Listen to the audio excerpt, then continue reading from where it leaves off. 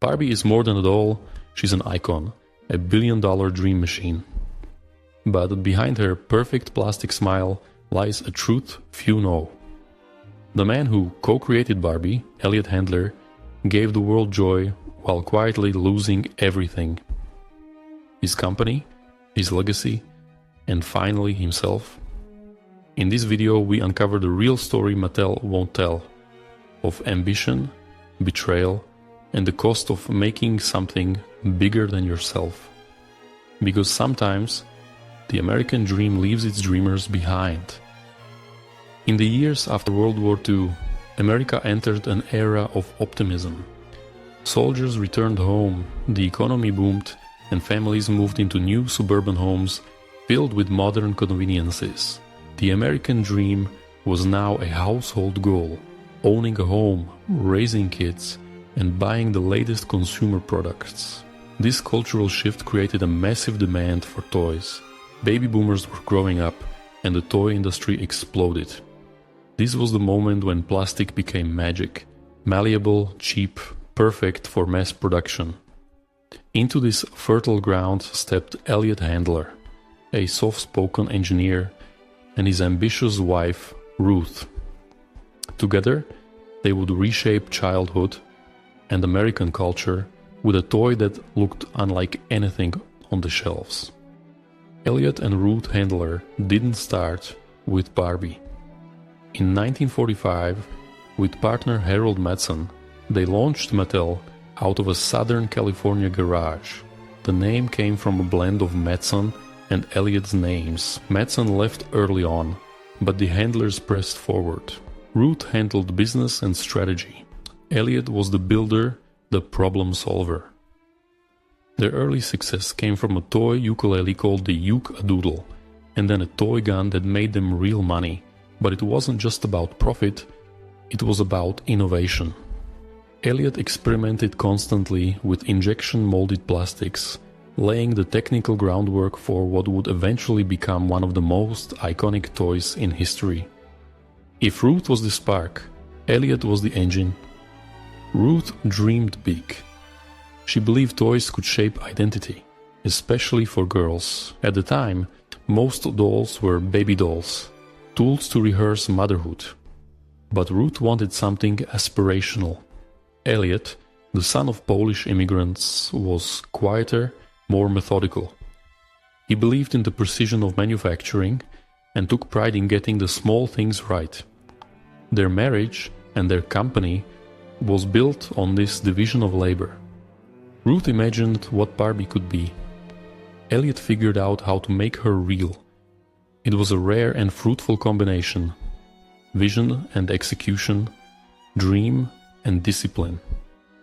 The spark for Barbie came from an unlikely source, a German adult novelty doll named Lilli. Ruth discovered Lilli during a trip to Europe and saw her potential not as a risque joke, but as a sophisticated fashion doll for girls.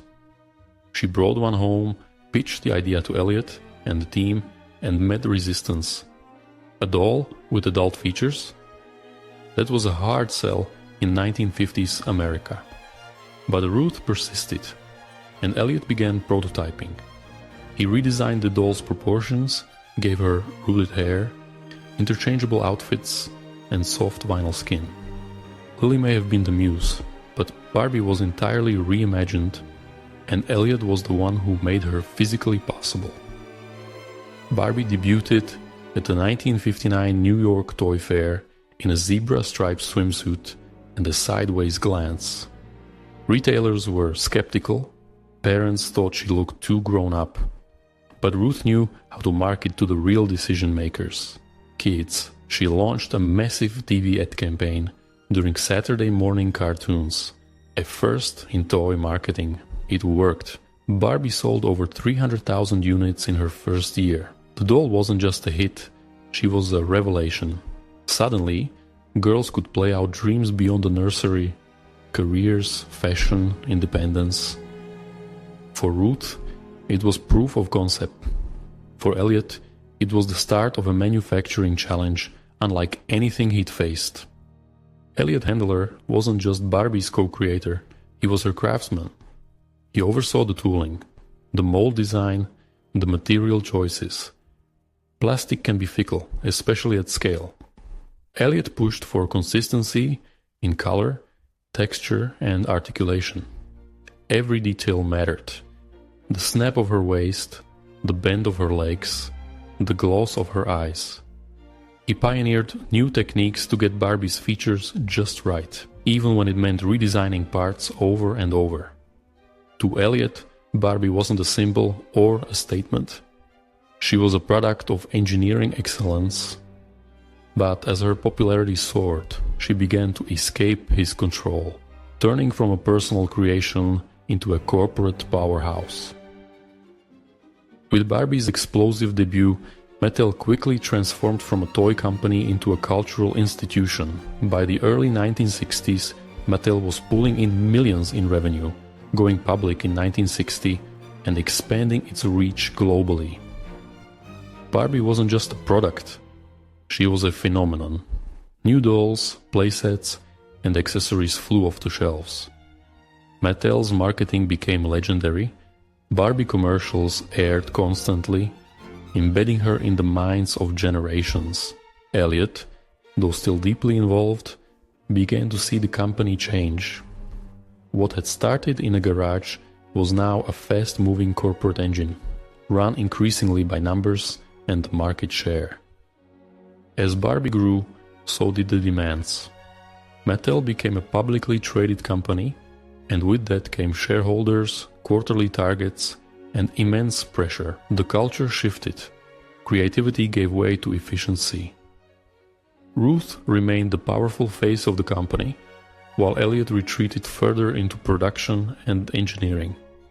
Tensions mounted, not just in the boardroom, but at home. Ruth was known for her ambition and bluntness. Eliot, more private, struggled with the aggressive pace and growing disconnect between creation and commerce. The cracks in their partnership and in Mattel's foundations began to show. By the early 1970s, Barbie had become more than a doll. She was a brand, a movement, an empire. But Eliot, the man who shaped her form, began to feel invisible. Marketing teams and executives now defined her identity. Every evolution, from Malibu Barbie to Astronaut Barbie, moved further from Eliot's hands. He was no longer the craftsman at the heart of the product, but a figure in the background. For someone who had poured his technical soul into the doll, this slow erasure was devastating. The brand soared. The man who built her felt smaller with each passing year. As Mattel expanded, cracks beneath the surface began to widen. In the early 1970s, the company faced mounting financial pressures. To keep investors happy, executives engaged in questionable accounting practices, delaying expenses, inflating revenues. In 1974, the Securities and Exchange Commission launched an investigation. The scandal was serious. Stock prices tumbled and public trust eroded. For a company built on the innocence of childhood, this was a brutal blow. Internally, fingers pointed in every direction.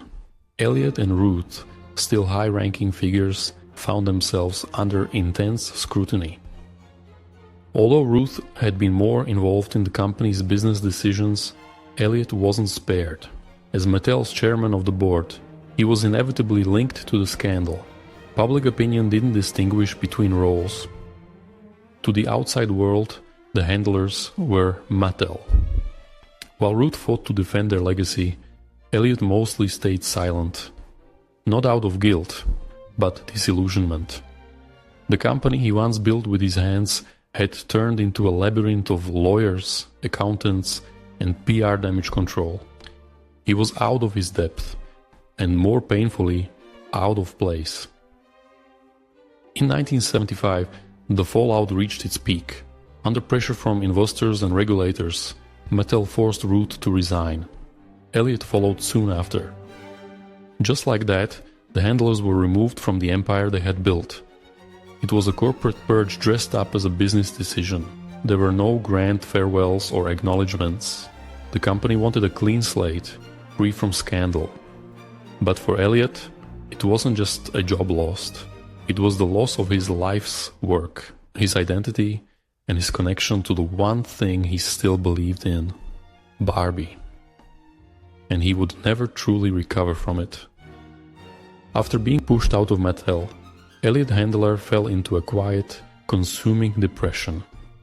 For decades, the company had been his purpose. Now, that purpose was gone. Friends say he became withdrawn, subdued, less curious about the world. He stopped building. He stopped designing. He watched from the outside as Barbie continued to evolve. A stranger now wearing the face of something he once loved. Without Mattel, Eliot didn't just lose his platform, he lost his sense of self. The joy he had once sparked in children around the world became a painful reminder of the joy that no longer lived in him. After Eliot's departure, Barbie entered new eras: feminist backlash, cultural reinvention, modern reinvention. But none of it included him. She became a mirror for society's evolving ideals, from fashion icon to astronaut to president. But Eliot, the man who had labored over her joints and materials, was completely absent from her journey. He would see her face on billboards, TV shows, and toy shelves, but never be consulted, credited, or asked. The doll he created had become a stranger to him. She was still Barbie, but not his Barbie, not the one he imagined, designed, and built. And that distance hurt more than anyone could see. As Barbie matured into a global brand, the public story of her origin changed. Ruth Handler, with her sharp wit and survivor's instincts, slowly re-entered the spotlight. She became the recognized mother of Barbie, a symbol of female entrepreneurship and corporate resilience. But Eliot was largely left out of the narrative. History books, articles, documentaries, few mentioned his name. Fewer still described his role in Barbie's actual creation. While Ruth became a public figure once again, Eliot slipped into silence, forgotten by the industry he helped build, and by the culture that adored his creation. Eliot's story is not unique. In American business, creators are often celebrated only until they become inconvenient. Then, they're replaced by executives, marketers, and shareholders. The machine keeps running long after the inventor is gone. You see it in technology, fashion, even entertainment. The person who makes something meaningful is eventually pushed aside by the people who can sell it better. Eliot was the artist, the craftsman, the soul. But Barbie was now a corporation, not a creation. And in that equation, there was no room for Eliot Handler. After Mattel, Eliot tried to start over. In the early 1980s, he launched a new toy line called Hot Looks. Fashion dolls meant to reflect real-world diversity and culture. The concept was noble, the execution thoughtful. But the world had changed. Without Mattel's massive infrastructure and brand power, the toys struggled to find a foothold. They came and went with little fanfare. Eliot kept working, kept trying. But the magic, the impact, wasn't the same. The heartbreak wasn't just in the failure, it was in realizing that lightning, once bottled, doesn't strike twice. As the years went on, Eliot became increasingly isolated. He rarely gave interviews. He made few public appearances. Friends say he struggled to connect with the industry he had helped shape. Toys were no longer personal. They were products. And Eliot, who once obsessed over the softness of Barbie's hair or the flex of her knee, felt out of step with a world driven by branding and licensing deals. The warmth that once defined his work seemed gone. He receded further into private life, not bitter, just tired, and quietly heartbroken. And in 2002, Eliot's daughter Barbara died of breast cancer. She was 61. She had been the namesake for Barbie, the inspiration behind the original concept. Her death shattered what little piece Eliot still held onto. It wasn't just a personal loss, it was symbolic. The living link between him and Barbie was gone. Ruth had passed away 2 years earlier. And now, Barbara. The house was quiet. The world moved on. For Eliot, there was no more public platform, no redemption arc, no late career renaissance. Just a man, alone with memories of a legacy no one seemed to remember. In the 2000s and 2010s, Barbie experienced revivals, reboots, and global celebrations. She became more diverse, more empowering, more culturally attuned. Mattel embraced progress, rolling out new lines that answered decades of criticism. Barbie became a symbol of evolution. But through all the PR campaigns and glossy magazine covers, Eliot Handler's name remained missing. The world celebrated the doll, but not the man. He died in 2011, quietly and without fanfare. No Mattel tribute, no industry outcry. Just an obituary and a fading memory of a man who once turned plastic into possibility. After the dust settled, the narrative took shape. Ruth Handler, sharp-witted and bold, re-emerged over time as a business icon. She was credited with inventing Barbie, celebrated as a female pioneer who broke glass ceilings in a male-dominated industry. Documentaries, interviews, even a biopic nod, her name stuck. Eliot, however, slipped into historical silence. Though he physically built the doll, engineered her every curve and joint, he was gradually edited out of the story. Mattel had little interest in reviving his legacy. There were no honors, no awards, no late-life recognition. The man who gave Barbie her body was left without a legacy of his own. Barbie didn't stay a toy. She became a canvas for the American dream. Her world expanded. Dream houses, convertibles, fashion careers. She mirrored post-war optimism, then women's liberation, then multiculturalism. Barbie was a reflection of whatever America wanted to be at the time. Doctor, pilot, astronaut, president. She became limitless, an aspirational figure for millions of girls. But behind the evolving outfits was a fixed core. A doll born from a culture obsessed with youth, beauty, and upward mobility. She wasn't just plastic, she was prophecy. A silent spokesperson for a nation that sold dreams in bright packaging. With every new iteration, Barbie drew both admiration and criticism. Was she a symbol of possibility, showing girls so they could be anything? Or was she reinforcing narrow ideals of body perfection, consumerism, and femininity defined by appearance? Generations of women grew up loving her, resenting her, or both. Her tiny waist and flawless smile became battlegrounds for conversations about self-worth. Critics argued she set impossible standards. Defenders claimed she reflected changing times. But either way, Barbie carried weight far beyond the toy aisle. She became not just a doll, but a cultural mirror, and often a source of conflict. For Eliot Handler, watching Barbie evolve must have felt like losing a child, not to tragedy but to reinvention. She changed in ways he never predicted, molded by marketers and social trends. Barbie became louder, flashier, more symbolic. But the quiet precision that Eliot poured into her creation, the feel of her plastic, the snap of her joints, was erased in favor of narrative.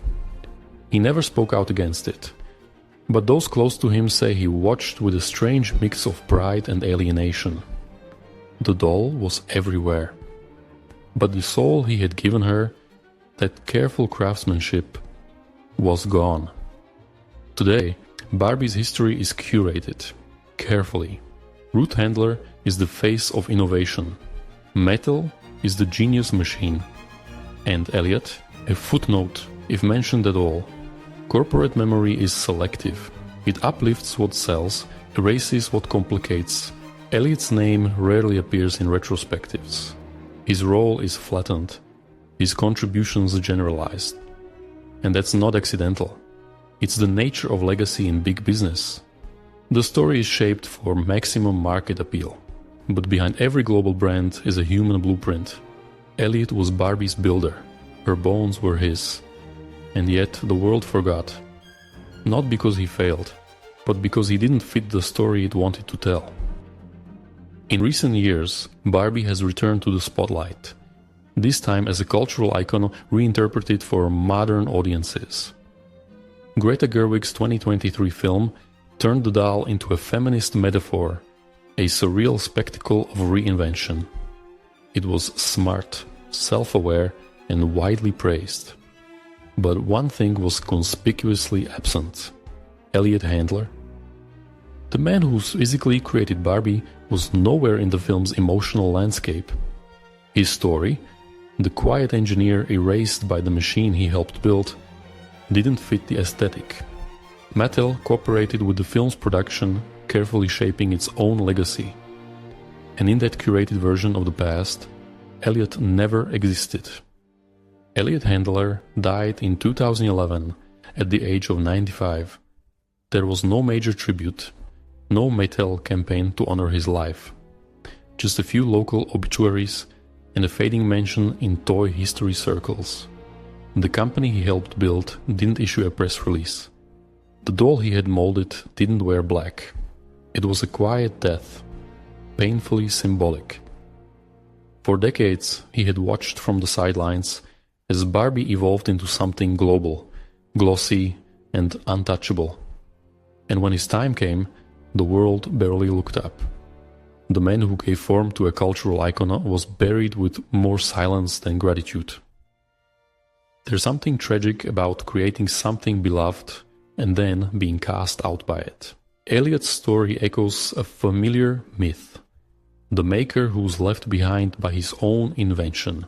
Like Frankenstein's monster, Barbie outgrew her creator, slipped from his control, and became a reflection of the world's desires, not his own. She was adored. He was discarded. It's not just about business, it's about identity. Eliot poured his mind, his hands, his quiet pride into a doll meant to inspire. But in the end, the creation became a stranger, and the man behind her became invisible. When we forget who made the things we love, we lose more than names. We lose meaning. Eliot's disappearance from Barbie's story is a warning. In the rush to build brands, we erase the fingerprints that gave them life. Corporations don't grieve. They don't remember the late nights in the garage, the trial and error, the fragile hope of inventing something that matters. And yet, every cultural icon began with someone. Someone who cared, who tried, who built.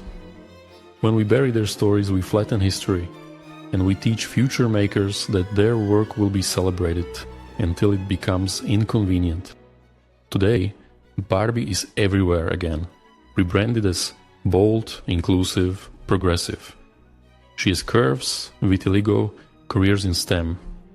She wears hijabs, uses wheelchairs, holds signs, but beneath the surface, she's still plastic, still a product, still the face of a company with shareholders, not a soul.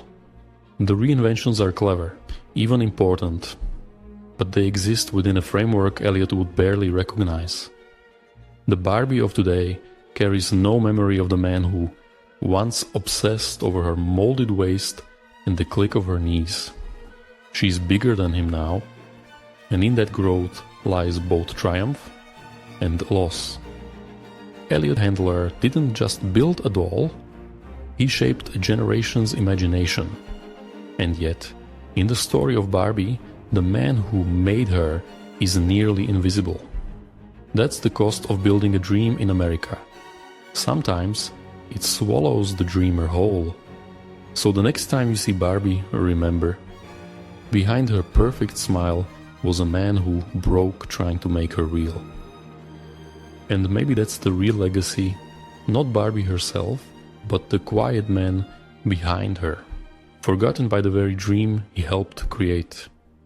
If stories like Eliot Handler's matter to you, if you believe we should remember the hands behind the icons, consider subscribing, liking, and sharing your thoughts below.